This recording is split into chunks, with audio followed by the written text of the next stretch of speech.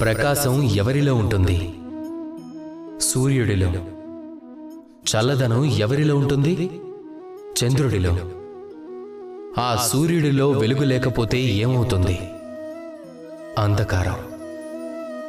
ఒకవేళ చంద్రుడిలో చల్లదనం లేకపోతే ఏమవుతుంది? గాఢ అంధకారం.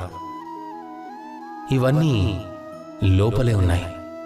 అంధకారము, ప్రకాశము ప్రతి ఒక్క మనిషి మనసులోనూ ఉండక తప్పదు. ఆ రెండూ లేకుంటే ఏమీ ఉండదని అర్థం. దీపం ఉంది కదా, అది కాలుతూ వెలుగును పంచుతుంది, చీకటిలో మనకి మార్గదర్శనం చేస్తుంది. కానీ అది ఎందుకు కాలుతుంది? ఎందుకంటే దానిలో ఒక ఒత్తి కాలుతూ ఉంటుంది కనుక. ఒత్తి ఎందుకు కాలుతుంది? దాని చుట్టూ ఉండే నెయ్యి దానిని ఎప్పటికీ రగులుస్తూ ఉంటుంది కనుక.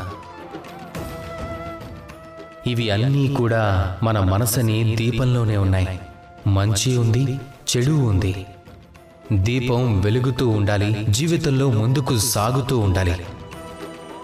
ఈ లోకానికి మీ వల్లనే వెలుగు లభిస్తుంది.